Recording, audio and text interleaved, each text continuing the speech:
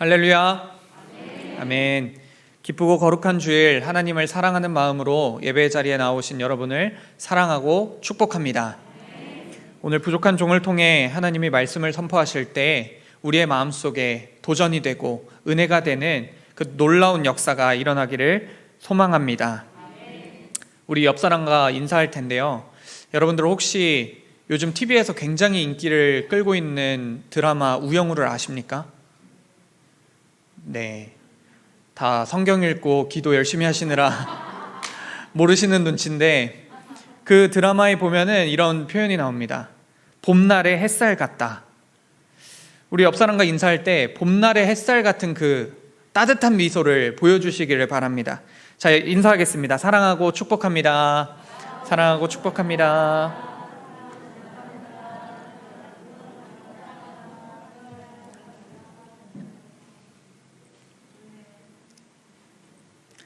네, 여러분 다들 봄날의 햇살 같으십니다. 자, 이제 우리의 영적 컨디션을 확인하겠습니다. 우리가 고백한 대로 하나님은 이루어 주실 것입니다. 이렇게 복된 주일 하나님 앞에 나온 여러분 어떻습니까? 좋습니다. 아멘. 우리가 고백한 대로 될 줄 믿습니다.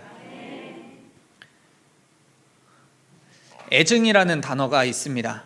이 애증이라는 단어는 사랑 애자와 미워할 증자가 만나서 이루어진 단어인데요. 사랑하면서 미워하다. 이게 무슨 뜻인지 머리로는 잘 이해가 되지를 않습니다. 이해가 잘 되지 않으니까 일상생활에서도 잘 쓰이지 않을 거라고 생각을 하지만, 누구나 손에 핸드폰 하나쯤 갖고 있듯이 우리의 마음에는 그 애증의 관계 한 사람씩은 두고 살아갑니다. 지금 다들 마음속으로 그 사람 이렇게 떠올리셨죠? 보통 이런 애증의 관계는 가족 안에서 잘 나타납니다. 가족 안에서도 특히 형제 자매 관계는 이 애증의 관계를 가장 잘 나타내 줄 수 있는 대표적인 예입니다. 우리가 인생에서 첫 번째로 만나는 경쟁자가 누구인가요? 외동은 그럴 일이 없겠지만 우리의 형제, 우리의 자매입니다. 태어나는 순간부터 경쟁을 시작합니다. 부모님의 사랑을 경쟁하고, 또 맛있는 음식을 경쟁하고, 자신의 영역을 경쟁합니다. 부모님이 나를 남의 집 자식과 비교하는 게 굉장히 기분이 나쁘거든요. 근데 같은 집 자식과 비교하면 더 기분이 나쁩니다. 어머, 형은 이러질 않았는데 넌 왜 이래?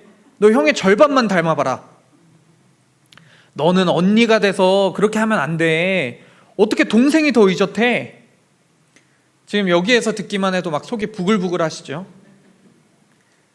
이런 말을 들으면 그 사람은 매일매일이 지옥과도 같습니다. 왜냐하면 남의 집 자식은 그냥 한 번 보고 안 볼 사이인데 우리 집 자식은 매일같이 마주쳐야 하거든요.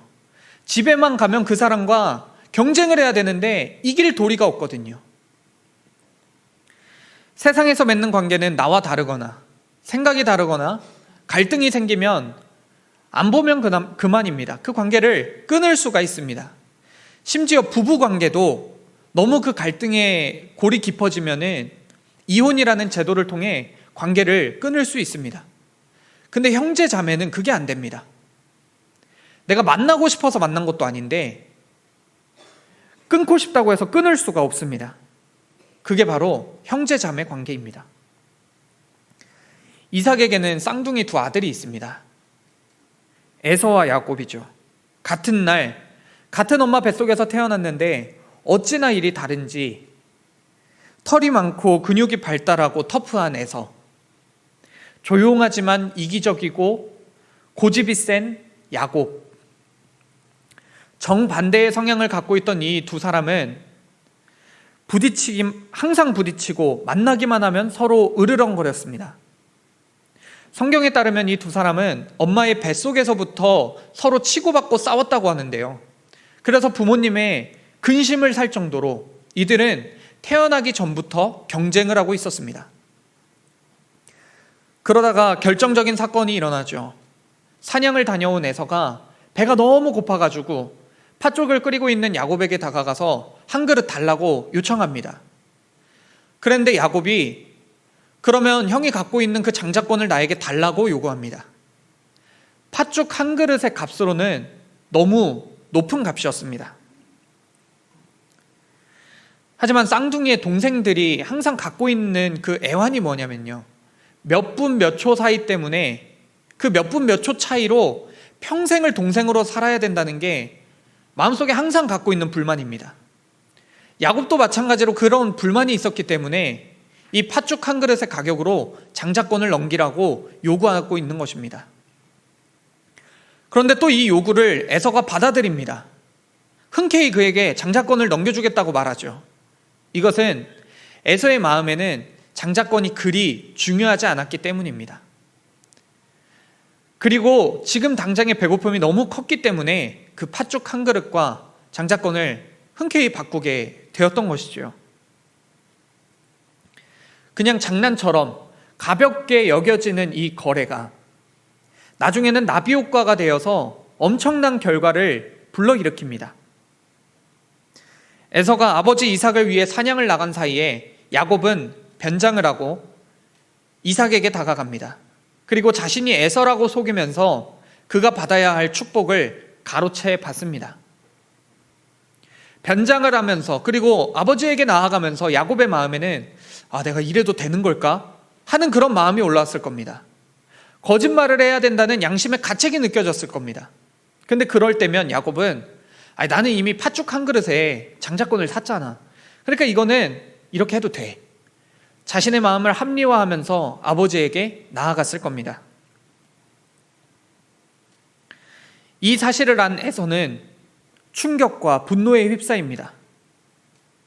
손이 부들부들 떨리고 눈이 새빨개집니다. 그리고는 야곱을 죽여야겠다고 결심을 합니다.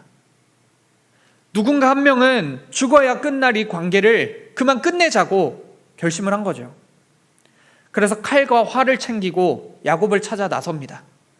온 집을 다 뒤지고 그리고 야곱이 갈 만한 곳을 샅샅이 뒤져봤지만 야곱은 없습니다. 이미 외삼촌 라반의 집으로 떠난 뒤였거든요. 그렇게 야곱이 도망을 갔습니다. 그리고 20년이라는 세월이 흘렀습니다. 20년이라는 시간은 꽤 긴 시간입니다. 7살짜리 꼬마아이가 자라면서 학교를 졸업하고 또 목사가 되어서 이렇게 여러분 앞에 설교를 하기까지 그렇게 성장할 수 있는 아주 긴 시간입니다. 그리고 교회 하나가 새롭게 지어져서 그 안에서 함께 울고 함께 웃고 하나님의 역사를 경험하면서 설립 20주년을 맞이할 만큼 긴 시간입니다.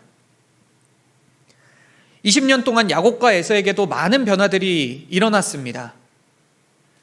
아내가 생겼고 많은 자식들이 생겼고 또 재산도 많아졌습니다. 그 20년 동안 서로는 안부도 묻지 않고 그냥 없는 사람처럼 생각하여 시간을 보냈습니다. 근데 그 20년 동안 많은 것들이 변하는 사이에 절대 변하지 않는 것이 하나 있었습니다. 그것은 동생 야곱을 향한 형 에서의 분노와 형 에서에 대한 동생 야곱의 두려움이었습니다. 시간이 지나면서 잊혀질 법도 했는데 에서에게 그날의 일은 마치 어제 일처럼 생생했고 야곱은 매일같이 형이 자신을 찾아오는 악몽에 시달리곤 했습니다. 그리고 어느 날 밤 야곱은 꿈에서 하나님의 사자를 만납니다. 하나님의 사자는 말씀을 전달하는데요. 지금 일어나 이곳을 떠나서 내 출생지로 돌아가라. 하나님은 야곱과 에서의 모습을 보시면서 결심하신 것이 하나 있습니다. 그것은 힘이 세고 강한 에서를 통해서가 아니라 연약하고 고집이 센 야곱을 통해서 그 역사를 써내려 가시겠다는 것이었습니다. 아브라함의 하나님이요 이삭의 하나님이요 그 다음에 에서의 하나님이 아닌 야곱의 하나님이 되시기로 결정하셨습니다. 그런데 그는 지금 어디에 있나요? 하나님의 역사를 이어받아야 될 그 야곱은 지금 어디에 있나요? 형을 피해 국경을 넘어서 이방 땅에 가 있습니다. 믿음의 상속자가 있을 땅은 그 땅이 아니었습니다. 하나님이 약속하신 땅, 하나님이 복을 주신 땅, 가나안으로 돌아와야 했던 것입니다. 그때가 되자 하나님이 야곱을 부르시고 계십니다. 하지만 그 명령은 야곱을 굉장히 복잡하게 만들었습니다. 가나안 땅이라든지 아버지가 있는 곳이라든지 언약의 땅이라든지 하나님이 그에게 말씀을 전하실 때 사용할 수 있는 다른 표현들이 많았는데 하나님은 의도적으로 출생지로 돌아가라고 말씀하십니다. 출생지라는 단어를 들었을 때 야곱은 에서를 떠올렸을 겁니다. 하나님이 의도하신 것이 바로 이겁니다. 수백 번 하나님께 되물었습니다. 하나님, 왜 저를 그곳으로 다시 보내시는 거죠? 하나님, 다른 땅은 안 됩니까? 다른 땅? 그 출생지에는 에서가 기다리고 있을 게 뻔했기 때문에 야곱은 주저하고 두려워했습니다. 되물었을 때마다 돌아오는 하나님의 대답은 yes, 여전히 출생지로 돌아가라고 말씀하십니다. 야곱은 사자 앞에서 몸이 굳어버린 먹잇감처럼 꼿꼿하게 몸이 굳어버립니다.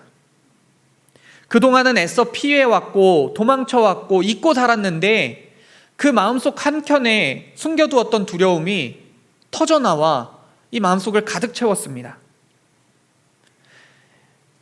야곱은 흔들리는 촛불처럼 마음이 복잡합니다.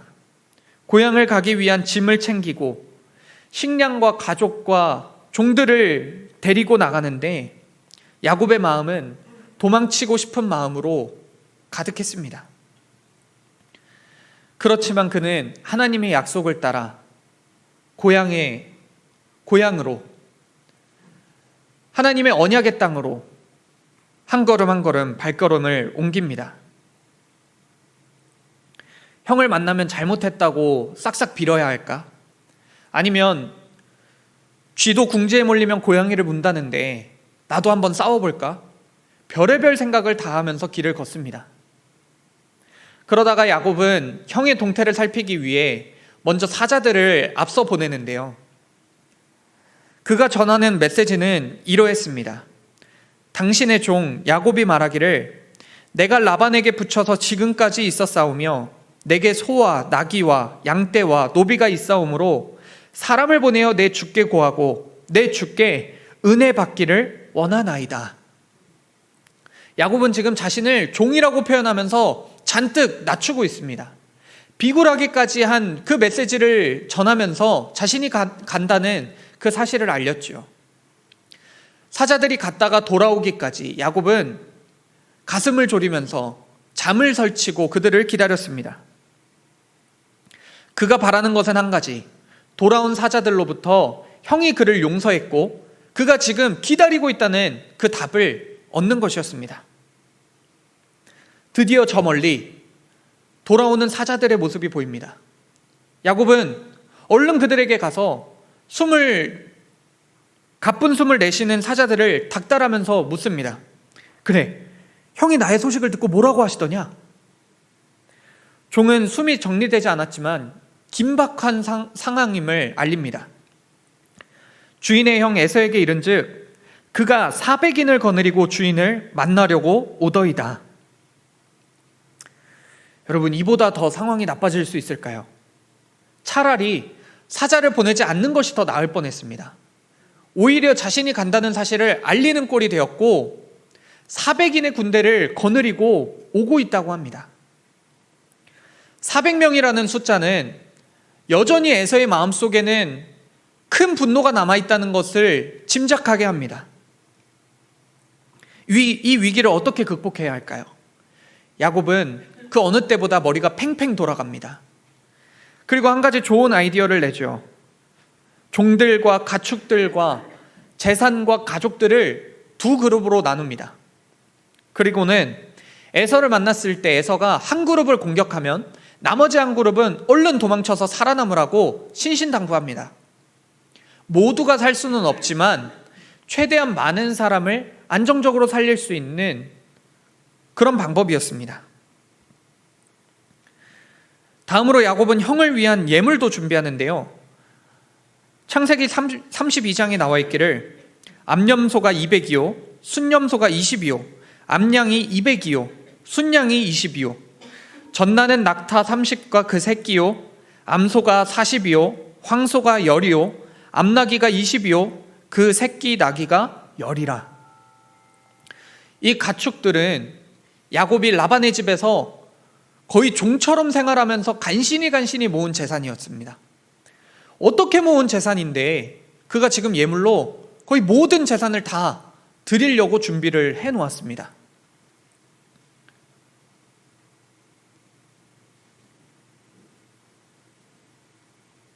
이는 야곱이 말하기를 내가 내 앞에 보내는 예물로 형의 감정을 푼 후에 대면하면 형이 혹시 나를 받아주리라 함이었더라. 자신의 모든 것을 다 바치면서까지 그가 원했던 것은 형이 자신을 용서하고 목숨을 구하는 것이었습니다. 야곱은 자신이 할 수 있는 모든 준비를 다 맞추었지만 이 마음속의 두려움은 여전히 남아 있었습니다. 왜냐하면 형의 그 분노는 아무리 많은 예물을 갖다 준다 하더라도 풀릴 분노가 아니었기 때문입니다. 그걸 야곱이 너무도 잘 알고 있었습니다. 이대로 가면 에서의 손에 죽을 것이 불보듯 뻔한 일이었습니다. 이제 야곱은 목적지까지 하룻길을 남겨두었습니다. 이 눈앞에 있는 야복강을 건너서 조금만 더 걸어가면 에서를 금방 만날 참이었습니다. 이 말인 즉슨 어쩌면 야곱에게는 살 날이 단 하루밖에 남지 않았다는 뜻이기도 합니다. 깜깜한 밤이 되었을 때 야곱은 가족들과 종들을 시켜서 그 재산과 가축을 다 가지고 먼저 강을 건너게 합니다. 그리고 야곱은 홀로 그 야복강 나루터에 남아서 기도를 시작합니다. 하나님이 제 자손들로 바다의 모래알같이 많게 하시겠다 하지 않으셨습니까? 저는 형 에서를 용서했는데 형 에서는 저를 절대로 용서할 리가 없습니다. 400명의 병사들이 오고 있습니다. 하나님, 형의 손에서 저를 건져내 주시옵소서. 이렇게 간절한 기도를 하나님 앞에 드리는데 야곱은 하나님의 사자를 만납니다. 그리고 그때부터 야곱은 하나님의 사자에게 매달려서 아주 끈질긴 기도를, 사활을 건 기도를 시작하는데요. 어찌나 끈질기던지 하나님의 사자가 가려고 해도 거머리처럼 붙어서 떨어지지를 않았습니다. 그러자 하나님의 사자가 야곱의 허벅지를 치는데 그때 골반뼈가 탈골이 됩니다. 그 탈골이 되는 엄청난 고통을 당했음에도 야곱은 그래도 그를 놓아주지 않습니다. 끝까지 들러붙어서 그에게 말합니다. 당신이 나를 축복하시기 전까지 난 절대 당신을 보내지 않을 것입니다. 다시 말하면 저 야복강 건너편에서 나를 죽이려고 오고 있는 에서의 손에서 나를 구원하시지 않으면 난 절대 당신을 보내지 않을 겁니다. 이런 기도를 드린 겁니다. 결국 두 손 두 발을 다 든 이 하나님의 사자가 야곱의 이름을 이스라엘이라고 바꾸고 그를 축복하면서 보내지요. 날이 밝았습니다. 야곱은 강을 건너 자신의 무리와 합류했습니다. 그렇게 계속 길을 걸어가는데 얼마를 걸었을까요? 드디어 저 멀리 애증의 관계, 질긴 악연의 관계, 형 에서가 오고 있습니다. 400명을 이끌고 오는 모습이 어찌나 용맹한지 20년이 지나도 형은 여전합니다. 반면에 야곱은 이제는 다리 저는 신세까지 되어서 도망칠 방도가 없습니다. 야곱은 절뚝거리며 형에게 나아갑니다. 나아가며 7번 절을 하고 형을 맞이합니다. 에서는 금방 야곱의 앞까지 도달했습니다. 야곱은 무릎을 꿇고 고개를 땅에 쳐박고 형을 맞이했습니다. 에서는 칼이 들려 있는지 아니면 도끼가 들려 있는지 모르는 그 손을 높이 들었습니다. 야곱은 몸을 움츠리고 눈을 질끈 감았습니다. 그리고 엄청난 고통에 소리를 지르려고 했죠. 싸우면서 화를 내고 욕을 하고 관계를 끊어버리는 건 그렇게 쉬운데 화해를 하는 건 왜 이렇게 어려울까요? 잡고 있던 손을 뿌리치고 놓아버리는 건 그렇게 쉬웠는데 놓았던 손을 다시 잡는 일은 어쩜 이리 어려운 일일까요? 잠언에 이런 말씀이 있습니다. 노엽게 한 형제와 화목하기가 견고한 성을 취하기보다 어려운즉 이러한 다툼은 산성 문빗장 같으니라. 말씀에 나와 있듯이 하나님도 화해가 얼마나 어려운지 알고 계십니다. 화해를 하려면 내 자존심을 먼저 내려놓고 내가 굽히고 들어가야 되는데 그 일이 얼마나 어려운지 하나님도 알고 계십니다. 또 내가 자존심을 내려놓고 먼저 손 내밀었다 할지라도 내가 내민 손을 그 사람도 잡아줄까, 그 일이 어렵다는 걸 하나님도 이미 알고 계십니다. 화해는 그만큼 어려운 일입니다. 무릎을 꿇고 움츠리고 있는 야곱과 그런 야곱에게 손을 높이 들었던 에서는 어떻게 되었을까요? 에서는 그 손을 빠르게 야곱을 향해 내리쳤는데 그를 죽이려고 칼로 내리치거나 그를 때리고 패주려고 내리친 것이 아니었습니다. 놀랍게도 그의 손은 야곱의 등을 감싸고 그를 안았습니다. 400명을 이끌고 오던 분노는 온데간데 없고 에서의 눈에서는 눈물이 터져 나왔습니다. 두 형제가 끌어안고 서로 엉엉 울기 시작하는데요. 그들의 눈에서 나온 눈물은 이제까지 높이 쌓였던 갈등의 벽을 모두 허물어뜨렸습니다. 분명 에서는 야곱이 온다는 소식을 들었을 때도, 그리고 그를 만나기 위해 길을 갈 때에도, 수많은 예물을 보게 되었을 때에도 이 분노가 사그라들지를 않았는데 그의 앞에 서서 그의 모습을 보게 되니까 이 마음속에 있는 모든 분노가 다 눈 녹듯 사라졌습니다. 하나님이 에서의 마음을 만져주신 것입니다. 예수님은 이렇게 말씀하십니다. 그러므로 예물을 제단에 드리려다가 거기서 내 형제에게 원망 들을 만한 일이 있는 것이 생각나거든 예물을 제단 앞에 두고 먼저 가서 형제와 화목하고 그 후에 와서 예물을 드리라. 화해는 하나님이 원하시는 일입니다. 예물보다도 화해를 원하십니다. 그렇기 때문에 화해는 하나님이 하시는 일입니다. 에서의 분노를 누그러뜨리고 눈물이 터져나오게 했던 것은 야곱의 노력이 통해서가 아니었습니다. 하나님이 하셨기 때문입니다. 우리는 아무리 노력해도 그 사람의 마음을 열 수가 없는데, 화해를 이룰 수가 없는데 하나님이 하시면 됩니다. 우리가 말씀을 듣고 삶의 자리에 돌아가서 한번 화해의 손을 내밀어 볼까? 이렇게 생각이 들어올 때 온갖 걱정들과 두려움이 우리를 사로잡을 겁니다.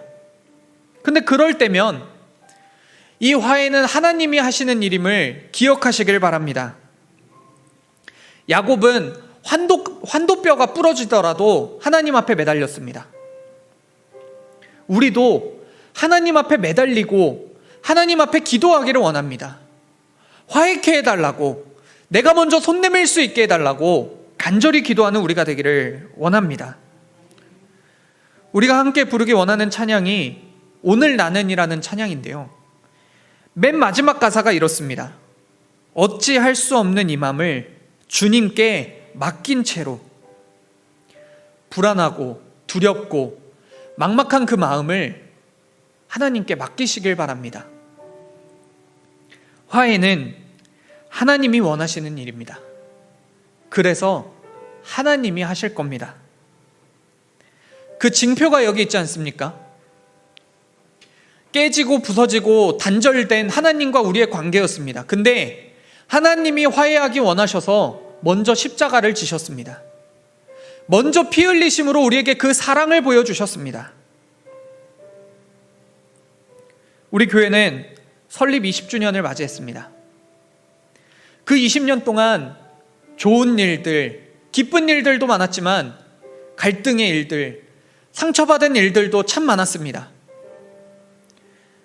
근데 이제는 그 아픔과 갈등을 다 청산하고 하나님 안에서 화해를 이룰 때입니다.